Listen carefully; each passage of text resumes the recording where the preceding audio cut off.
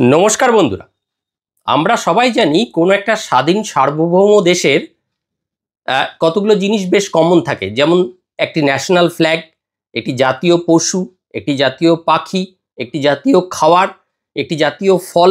এগুলো সব যেন সব পৃথিবীর সব দেশেরই কমন। যেমন ভারতের জাতীয় পাখি ময়ূর, জাতীয় পশু বাঘ, জাতীয় ফল আম, ইত্যাদি ইত্যাদি।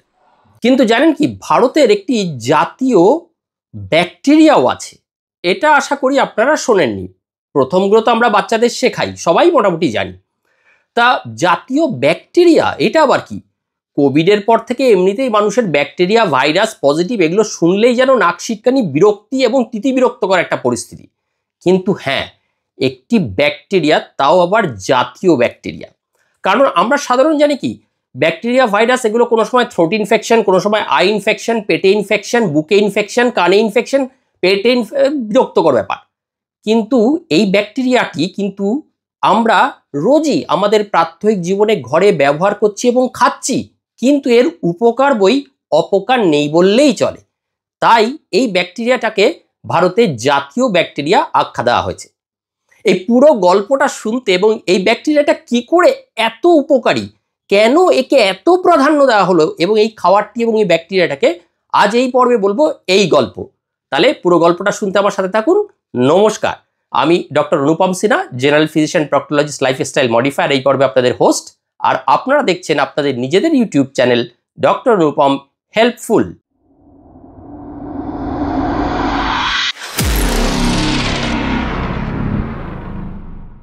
গল্পটার শুরুটা এইভাবে। যে ব্যাকটেরিয়াটার কথা বলবো তার নাম হচ্ছে, বিজ্ঞানসম্মত নাম, ল্যাক্টোব্যাসিলাস বুলগারিস। এটাই ভারতের জাতীয় ব্যাকটেরিয়া।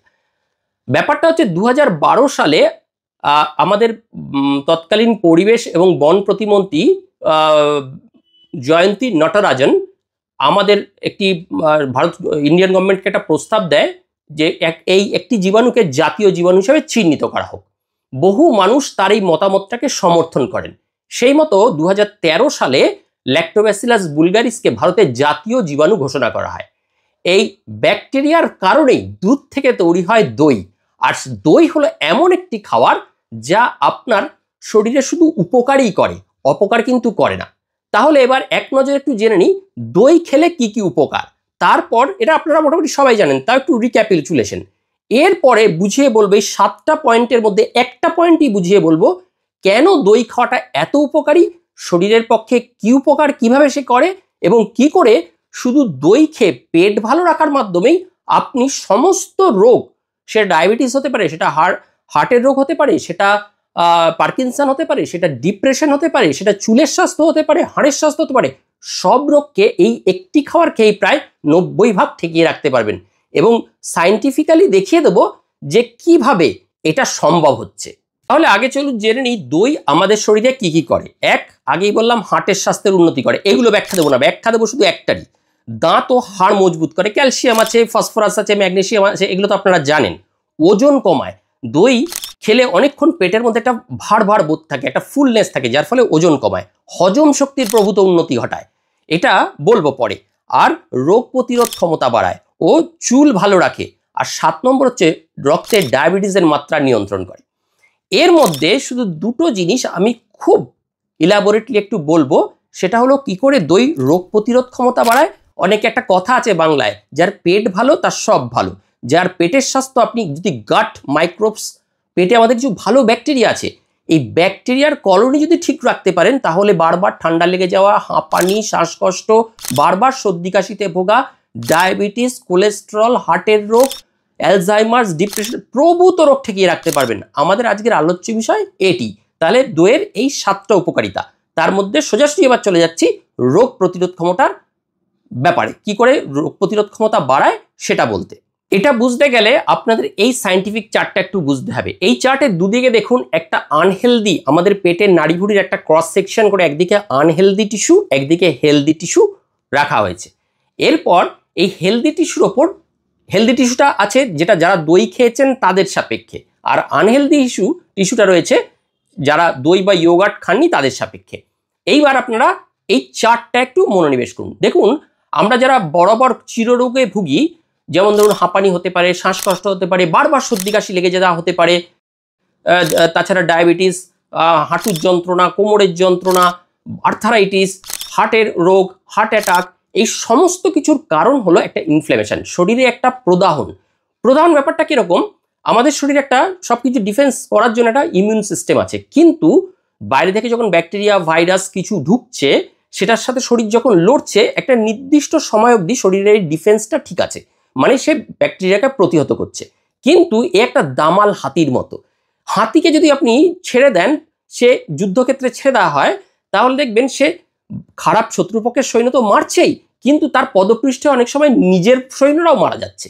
এই ইমিউনিটি অনেকটা ওরকম, যখন শরীরের ভেতরের ডিফেন্স মেকানিজমটা, এই চারটা একটু খেয়াল করলে বুঝতে পারবেন, যখন লড়ে, আমি বলছি এরপরে, তখন খারাপ ব্যাকটেরিয়ার সাথে সাথে শরীরেও কিছু ভালো অংশ ক্ষতিগ্রস্ত হয়, এই তখনই আরম্ভ হয় গোলমাল। এইবার দেখুন এই চারটাতে চলে আসুন, যারা দই খাচ্ছে বা ইয়োগর্ট খাচ্ছে, আমরা এক্ষেত্রে এই যে চারটা, এটা পেটের নলের একটা সেগমেন্ট কেটে নেওয়া হয়েছে, এই সেগমেন্টে কি চেঞ্জগুলো হয় সেটা আমরা দেখিয়েছি।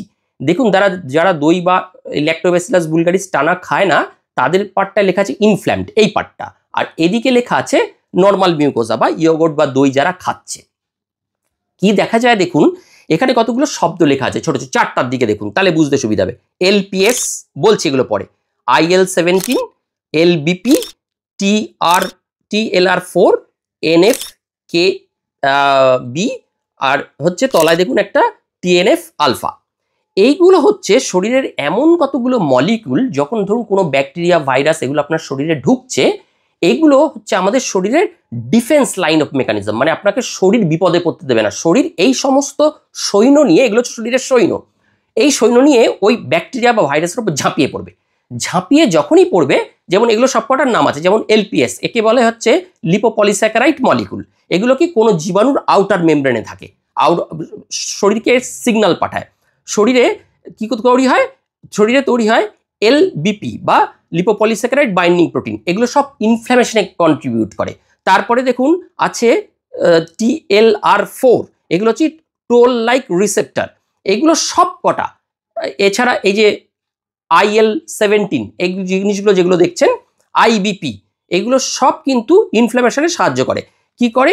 এগুলো আপনাকে শরীরের মধ্যে একটা ডিফেন্স মেকানিজম দেয়, আপনাকে সর্দি কাশির হাত থেকে বাঁচানো, এইগুলো করতে এরা সাহায্য করে। এই জিনিসগুলো রেসপন্স দিতে দিতে ওভার রিঅ্যাক্টিভ হয়ে যায়, তখন দেখবেন এগুলো শরীরে ওবেসিটি তৈরি করলো, ইনসুলিন রেজিস্ট্যান্স তৈরি করলো, এজিং প্রসেস, আমরা যে বয়সকালে চোখে ছানি পড়া, চুল পেকে যাওয়া, হাড়ে ব্যথা, হাঁটুতে ব্যথা, কোমরে ব্যথা, এই রেসপন্স, এজিং রেসপন্সগুলো বেশি করে। নিউরোসাইক্রেটিক ডিসঅর্ডার যেমন সিজোফ্রেনিয়া, বাইপোলার ম্যানিয়া, ডিপ্রেশন, এগুলোর সৃষ্টি বেশি করে। ক্যান্সার, TLL4, এগুলো ক্যান্সার সেলকেও পোটেনশিয়েট করে, ক্যান্সার সেলের মানে অ্যাকশনকেও কিন্তু অনেকটা বাড়িয়ে তুলতে পারে। এবার আমরা আবার ওই চার্টে চলে যাচ্ছি, দেখুন যারা ইয়োগর্ট বা দই খাচ্ছে তাদের ক্ষেত্রে দেখুন, ওপরে দেখুন একটা মিউসিন লেয়ার আছে, এটা হচ্ছে পেটের ভেতরের লাইনিং, যারা বারবার লুজ মোশনে ভুগছেন, IBS এর সমস্যা আছে, পেটে কিছুই খেলে হজম হয় না, যারা ইয়োগর্ট বা দই রেগুলার খাচ্ছেন তাদের দেখুন এই সেলের ইনার লাইনিং এর ভেতর, পেটের লাইনিং এর ভেতর মিউসিনের পরিমাণটা বাড়ছে, আর এই দিকের চারটায় দেখুন মিউসিনের পরিমাণ কমে গেছে। আচ্ছা, যে কোনো ব্যাকটেরিয়া ভাইরাস, ওই যে LPS বললাম, ইনফ্ল্যামেড ব্যাকটেরিয়া ভাইরাস ঢুকছে, তার LPS দিয়ে দেখুন এখানে গাট লাইনিংগুলো ফাঁকা ফাঁকা, এই গাট লাইনিং এর ইন্টিগ্রিটি কমে গেছে, আর যেদিকে দই বা খেয়েছে দেখুন তার গাট লাইনিং এর ইন্টিগ্রিটিটা ঠিক আছে। এবার দেখুন যখন ঢুকলো ইনফ্লেমেটরি সেলগুলো, এই যে বললাম সর্দি কাশি, বিভিন্ন রকম অ্যালার্জিক রিয়াকশন, সেপটিক শক, এগুলোর জন্য ওই দেখুন ইন্টারলিউকিন এবং TB লিম্ফোসাইট, এই সেলের রেসপন্সগুলো কমাতে সাহায্য করে, অতিরিক্ত রেসপন্স কখনোই দিতে সাহায্য করে না।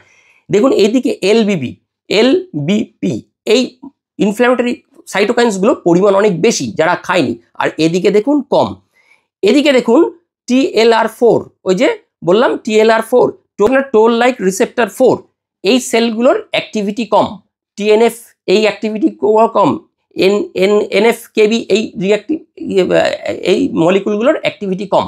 অতএব পরীক্ষামূলকভাবে দেখা যাচ্ছে যে শরীরের ডিফেন্স মেকানিজম এবং ইমিউনিটিকে নিয়ন্ত্রিতভাবে চালনা করতে এই ব্যাকটেরিয়াটা খুব হেল্প করে, তাই এর এত ডিমান্ড, তাই এ ন্যাশনাল হিরোর সম্মানটা পেয়েছে। আশা করি দই খাওয়ার সায়েন্টিফিক কারণ এবং কেন একে ভারতের জাতীয় ব্যাকটেরিয়া আখ্যা দেওয়া হয়েছে তার সায়েন্টিফিক ওয়েটা বুঝতে পারলেন। এরকম তথ্যবহুল আরও অনেক ভিডিও আমাদের চ্যানেলে আপলোড করা আছে, মন চাইলে দেখতে পারেন এবং ভালো লাগলে চ্যানেলটিকে অবশ্যই সাবস্ক্রাইব করে পাশে থাকবেন। আশা করি নতুন আরেকটি ভিডিওতে আমাদের শীঘ্রই আবার দেখা হবে। ততক্ষণের জন্য বিদায়, নমস্কার। সবাই ভালো থাকবেন, সুস্থ থাকবেন।